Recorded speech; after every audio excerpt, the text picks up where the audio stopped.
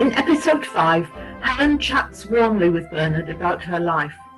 Susan tells of learning to love music with her mother towards the end of the Second World War, and Gordon takes us on a beautiful lyrical walk close to where he lives, plus the usual brief interludes from our daily sessions.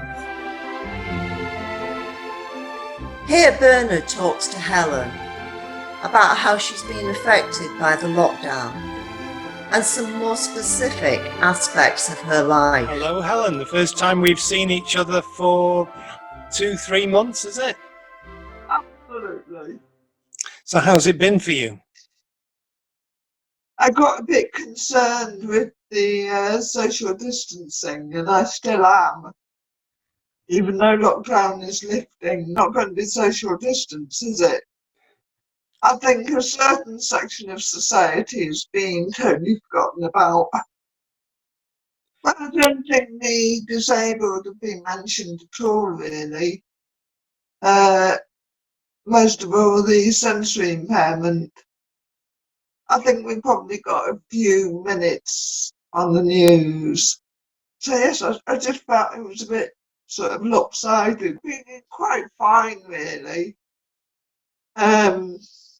Sometimes I've got a bit niggly, but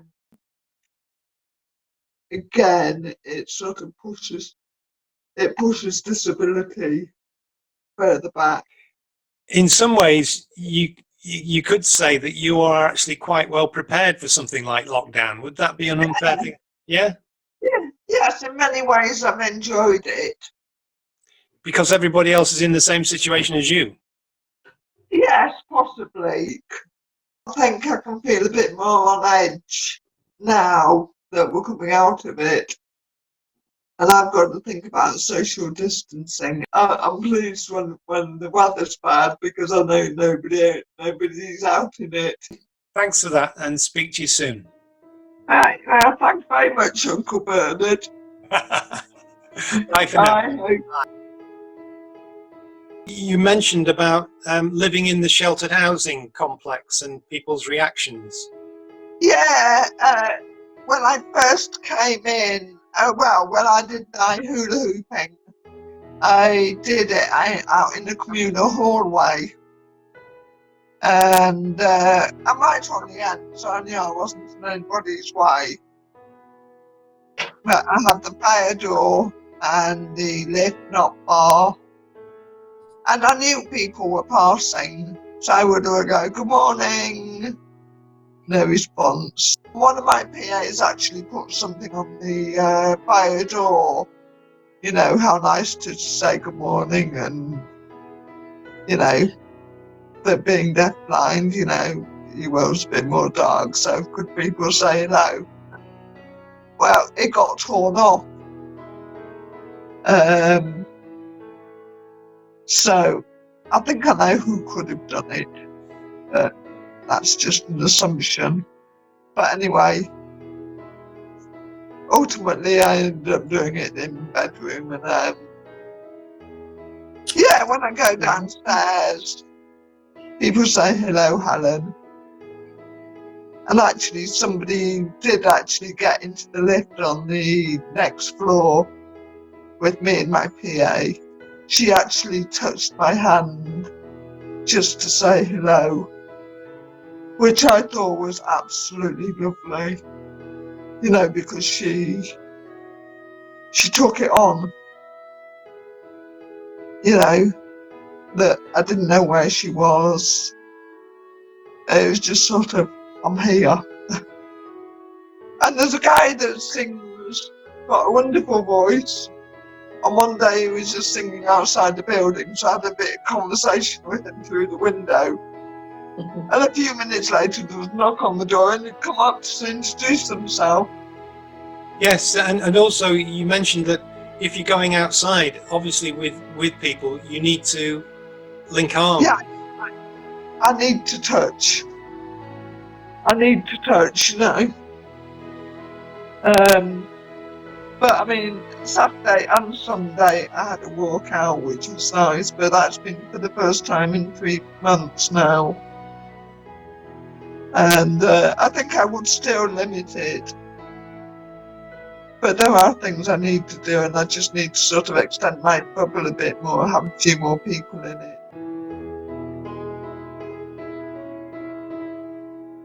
Well, it was last year, and I was up at Ingleton. Well, you know, I go up there quite a lot, have friends there. And we were coming back. I was with 2 married friends on the main road to get to the motorway. And there's a shop there, and I've forgotten the name now, but they sell clothes and lots of nice accessories and scarves and things. So we got out of the car, and it has a car park. We parked the car, and we're just walking along, and my friend Judy said, "What's that coming out of the bottom of your trousers?" And I said, "Oh." So there was something black material coming out from the bottom of my trousers. Had salon, you know, these sort of soft things. And I don't know, I said it was like tights, but they weren't stocking tights. They were, you know, gym tights. So I started pulling at it, and it just kept coming further and further down. And then sort of little bit came down. People were walking past. You see, my friends were hysterical watching this, but all these people just kept standing and staring, and I pulled it out, one leg, and then the other leg out of the bottom of this leg, and it was a pair of tights. But I've not a faintest idea how they got there. Maybe Well, it's In the washer. using the washing machine, yeah. I think I've gone to the gym in the black tights with these other tights over the top Right. to take off to do yoga and then put them back. And I must have taken them off together. That's all I can think about. But it was so funny because people didn't know what was happening, and I couldn't do anything about it other than stand there and just keep pulling at it till it all came out. So I was a little bit embarrassed. Very And then good. afterwards, I saw the funny side of it. What? You mean like that? No, over a bit. Sorry? Oh, is that it? No? Oh, how's that? All right. I'll keep him quiet.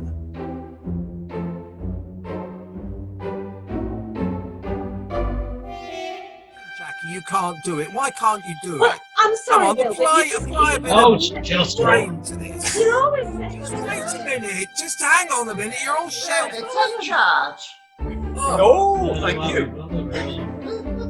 And what about Graham's tumble dryer, or is it washing machine? I always like to have a quick look Do you at know the other day it was actually working? Not really. It's a prop. Yeah. It's not a It's real a washing. prop. It's not a real washing machine. No. Well, I saw it This is going a round and painting round. behind me. Okay, I have no idea where Bill is. He's everywhere, isn't he? He's in I know, Budapest, he's in Anglesey. I think he never goes out of that shed. No, I know. He tried to pretend he was at a shed in Anglesey the other day. Now look What what are they he's going doing on now. about? They don't know, do they? They don't know. No. Anyway, I've had enough of this. I'm going to be quiet, everyone. It's Graham doing another poem.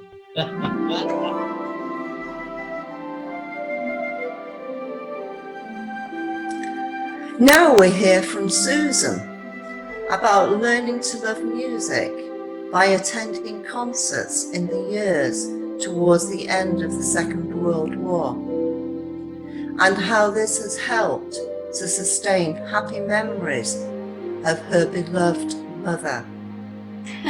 During the war, I was a very little girl, and I was born when my mother was 41, and my older brother and sister, well, my brother was in the war at the end of the war, my sister was doing her own thing. So when I was, about 8 or 9, and my mother loved orchestral music, and we were starved very much of that type of music during the war. There was the orchestras of men had all gone off to war, and there were very little music played of that kind. And because I lived in Ripon, we had a very big camp, army camp, and it was Royal Engineers, and they had their own orchestra. And this orchestra used to go around from place to place to do with the army. And they used to perform in Ripon in the Garrison Theatre, which was part of the camp. And the locals were always given the opportunity to buy tickets to go to the concerts. Well, my mother had no one to leave me with, because my daddy used to love to go to his club and play darts and didn't drink a lot, but he used to love to play those sort of things and dominoes and whatnot. And so Mummy was left on her own with me because I was there and there's nobody to look after me. So she used to take me along to any concert that was going. And I was very little, probably only 8 or 9. And I must have been extremely well behaved because I just sat there through all this music. But what it did do for me was to introduce me at a very young age to classical music. And I still have that love of it after all these years, you know. But I have to thank my mother for that, because she also used to sing. She was had a very nice, not a full contralto voice. It was slightly higher than that, and she used to sing locally. You know, to do it was only for fun. She did it, and so she always loved that side of things too. But of course, sadly, she died when I was only 16. So I was never able to really talk to her about things as an adult, because that last 2 years of her life, she was in a great deal of pain and just wanted to be knocked out with drugs. So I missed a lot of her when I grew up. Fortunately, I had this older sister who helped me to grow up. But you know, that really was something that I missed. But I did get this wonderful training, if you like, in classics when I was extremely young, only 8, 9 years old. Okay, a couple of people are talking, and the first one says, I went to the theatre last night, but I had to leave after Act 1. So his friend said, oh, why was that? And he said, well, the programme said Act 2 1 year later, and I couldn't wait.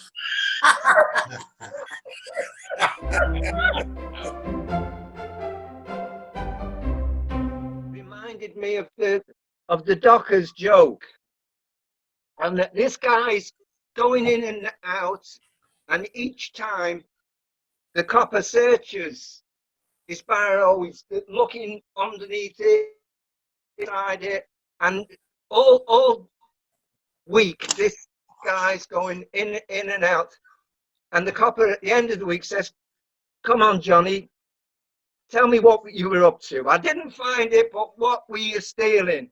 He said, wheelbarrows.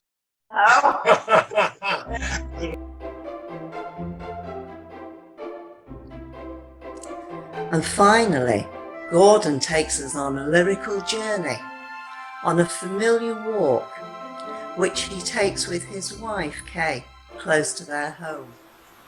I've been quite anxious to find, when will it all end?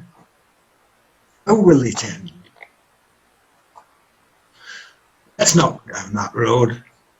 Let's stick to what we know, what makes us secure. Still the two of us. We have our walk. We hardly meet a soul. That, in a strange way, comforting.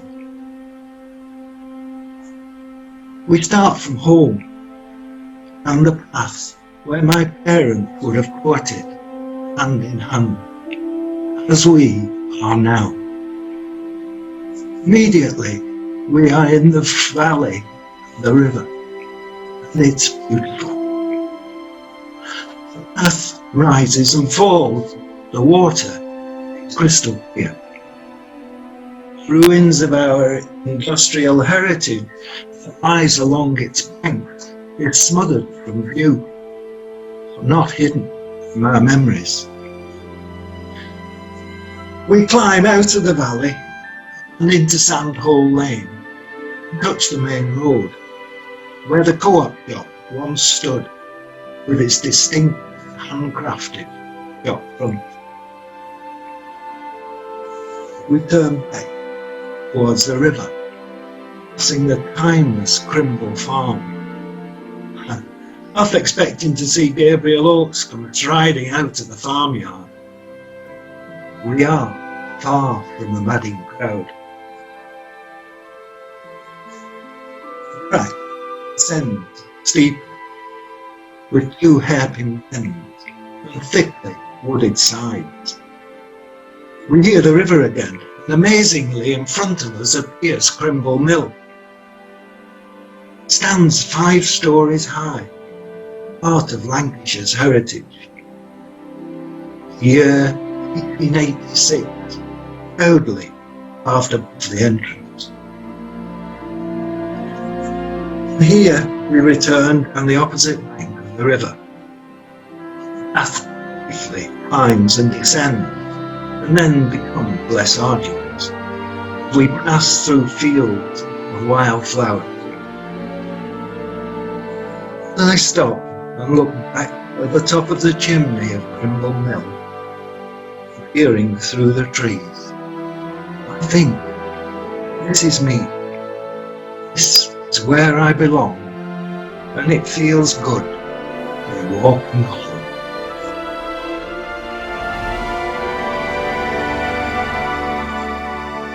I love washing up because I love my hands in hot water.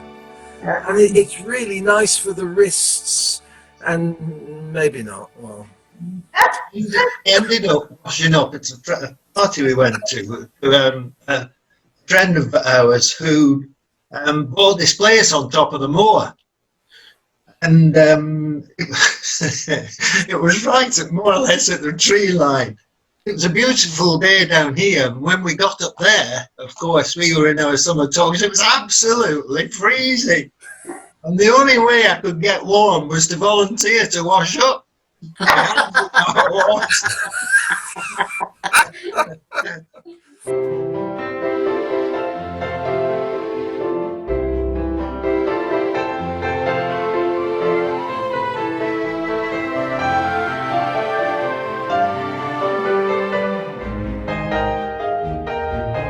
bye-bye, everybody.